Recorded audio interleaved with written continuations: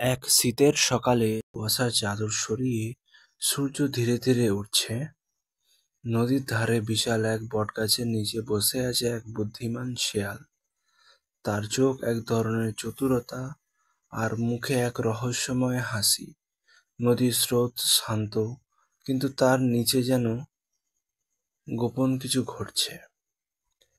এই শেয়ালটি ছিল খুবই চতুর আর কৌশলী। সে প্রতিদিন নদীর ধারে এসে হাঁটাহাঁটি করত, আশেপাশে প্রাণীদের গতিবিধি লক্ষ্য করত। এই গ্রামের মানুষদের ফেলে দেওয়া খাবার খুঁজে খুঁজে খেত। তার মাথা সব সময় কাজ করত, কিভাবে সহজে খাবার জোগাড় করা যায় বা বিপদ থেকে নিজেকে বাঁচানো যায়, এই চিন্তায়। একদিন হঠাৎ করেই তার নজরে পড়ল নদীর জলে মাথা তুলছে একটা কুমির। কুমিরটা ধীরে ধীরে পাড়ের দিকে আসছে, চোখ দুটো সরু এবং মনোযোগী। এই কুমিরটা নদীর এক প্রান্তে বসবাস করত। তার শরীর ছিল বিশাল, দাঁত ছিল ধারালো। সে ছিল খুব ধূর্ত এবং একরোখা। গত কয়েকদিন ধরে সে লক্ষ্য করছিল শিয়ালটাকে। তার মস্তিষ্কে একটাই চিন্তা, এই শিয়ালটা বেশ স্বাস্থ্যবান। যদি একে একবার ধরতে পারি তাহলে বেশ ভালো একটা ভোজ হবে। তাই সে পরিকল্পনা করলো, যদি কোনোভাবে শিয়ালটাকে জলে নামানো যায় তাহলে তো সহজেই তাকে ধরে ফেলা যাবে। একদিন কুমির নদীর পাড়ে গিয়ে বলল, বন্ধু শেয়াল, তুমি তো খুবই চতুর। আমি চাই তোমার সঙ্গে বন্ধুত্ব করতে। চলো আমার সঙ্গে নদীর ওপারে। ওপারে সুন্দর সুন্দর ফুলের বাগান আছে, ফলের বাগান আছে, আমার মালিকের বাগান। তুমি যদি চাও তাহলে সেখানে ইচ্ছে মতো ফল খেতে পারো। শিয়াল খানিকক্ষণ চুপ করে রইল। তার মনে সন্দেহ জাগল। সে জানে কুমির এত সহজে কাউকে কিছু দেয় না। তার মাথায় একটা ধূর্ত বুদ্ধি খেলে গেল। শিয়াল বলল, ও হে কুমির ভাই, তোমার প্রস্তাবটা শুনে তো খুবই ভালো লাগলো, তবে একটা সমস্যা আছে। আমি যখন ফল খাই তখন আমার হৃদয়টা পেট থেকে বের করে রেখে যাই, নইলে ফল ঠিক মতো হজম হয় না। কুমির কিছুটা অবাক হয়ে বলল, তাই নাকি? তাহলে তো তোমার হৃদয় দরকার লাগবে। চলো আগে নিয়ে আসো, তারপর না হয় নদীর ওপারে যাবে।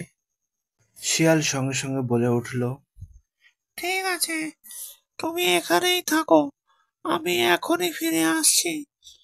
এই বলে শিয়াল দৌড়ে পালালো। কুমির নদীর ধারে বসে রইল 1 ঘন্টা 2 ঘন্টা, কিন্তু শিয়াল আর এলো না।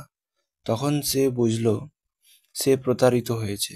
শিয়ালের কথাগুলো ছিল সম্পূর্ণ বানানো। সে রাগে ফুঁসতে লাগলো, কিন্তু বুঝতে পারল এই শিয়ালটি শুধু দৌড়াতে পারে না, মাথাও খুব ভালোভাবে খাটায়। এই ঘটনার পর থেকে কুমির আর কাউকে সহজে বিশ্বাস করে না। আর শিয়াল প্রতিদিন নদীর ধারে হাঁটতে হাঁটতে কুমিরকে দেখলে বলে, ও কুমির ভাই, এখন বুঝেছ চতুরতার বুদ্ধি চেয়েও বড় জিনিস। কুমির কাঁদতে কাঁদতে বাড়ি ফিরে গেল, কিন্তু তার মনে তখন প্রতিশোধের আগুন জ্বলছে। সে ভাবে, এই শিয়াল আমার বোকা বানিয়েছে, কিন্তু আমি তো আর সাধারণ কুমির নই। আমি তাকে ধরবই ধরব, এই প্রতিজ্ঞা করছি। পরের কয়েকদিন ধরে কুমির নদীর ধার থেকে শিয়ালকে লক্ষ্য করে। সে বোঝে শিয়াল প্রতিদিন সকাল নদীর ধারে আসে, পানি খায় আর তারপর পাশের জঙ্গলে চলে যায়। একদিন কুমির একটা পরিকল্পনা করে।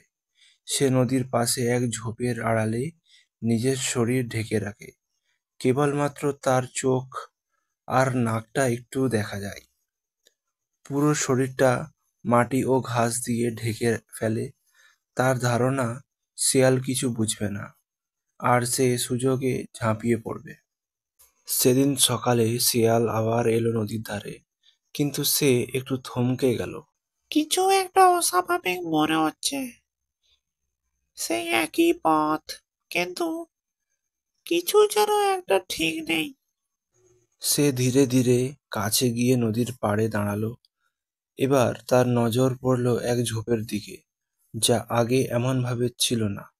তার অভিজ্ঞ চোখ বুঝতে পারল কিছু একটা লুকিয়ে আছে। সে চিৎকার করে বলল, ও কবির ভাই, তুমি যদি এখানে থেকো তাহলে একটু নড়ো দেখি। ঝোপ নড়ল না। শিয়াল আবার বলল, আমি কিন্তু জানি তুমি ওখানে লুকিয়ে আছো।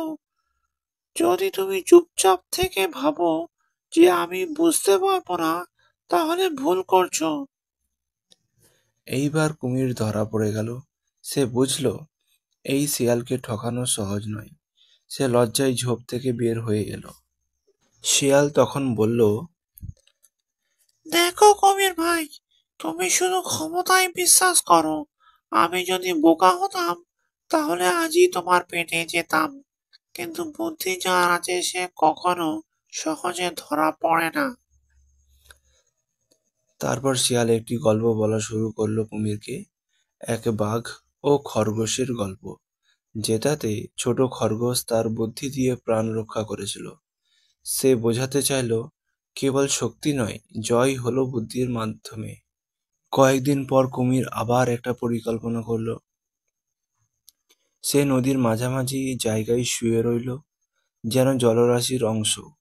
তার পিঠে জল জমে থাকায় দেখে মনে হয় যেন নদীর একটা ঢেউ।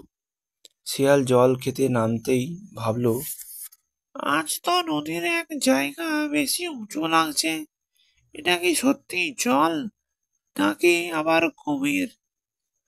তখন সে একটা ডাল ভাঙলো আর নদীর সেই অংশে ছুঁড়ে মারল। সাথে সাথেই কুমির নড়ে উঠল। শিয়াল জোরে হেসে উঠল। এই যে কবির ভাই, আবার ধরা পড়লে। এইভাবে শেয়াল বারবার বুদ্ধির জোরে নিজেকে প্রাণে বাঁচিয়ে চলে যায়। একদিন কুমির ক্লান্ত হয়ে পড়ল। সে ভাবল, আমি যতবারই চেষ্টা করি শেয়াল আমাকে ফাঁকি দিয়ে পালিয়ে যায়। আমি যদি সত্যিই তার বন্ধু হতে চাই, তাহলে আমাকে তার মতো বুদ্ধিমান হতে হবে, প্রতারক নয়। সে শিয়ালের কাছে গিয়ে ক্ষমা চাইল আর বলল, বন্ধু শিয়াল, আমি সত্যি তোমার বুদ্ধির প্রশংসা করি। আমি তোমাকে অনেকবার ঠকাতে চেয়েছি, কিন্তু তুমি বারবার জিতেছ। এখন আমি সত্যি সত্যি তোমার বন্ধু হতে চাই, যদি তুমি চাও। শিয়াল একটু ভেবে বলল, তুমি যদি সত্যি বন্ধু হতে চাও, তাহলে বন্ধুত্বের নিয়ম মানতে হবে। না প্রতারণা, না লোভ, শুধু বিশ্বাস। তারপর থেকে শিয়াল ও কুমির প্রায়ই দেখা করত। কুমির নদীর ওপারে নিয়ে যেত শিয়ালকে, আর শিয়াল নানা গল্প শোনাতো কুমিরকে। তারা বুঝেছিল একজনের বুদ্ধি আর অন্যজনের শক্তি মিলে যদি বন্ধুত্ব গড়ে ওঠে, তাহলে জীবনে কোনো বাধাই বড় নয়। এই গল্প আমাদের শেখায় চতুরতা ও বুদ্ধি কেবল বিপদ থেকে রক্ষা করতে পারে না, বরং অন্যকে বদলাতেও সাহায্য করতে পারে। প্রতিশোধের চেয়ে বন্ধুত্ব অনেক বড় জয়। বিশ্বাস ও সহানুভূতি ছাড়া সত্যিকারের সম্পর্ক গড়ে ওঠে না।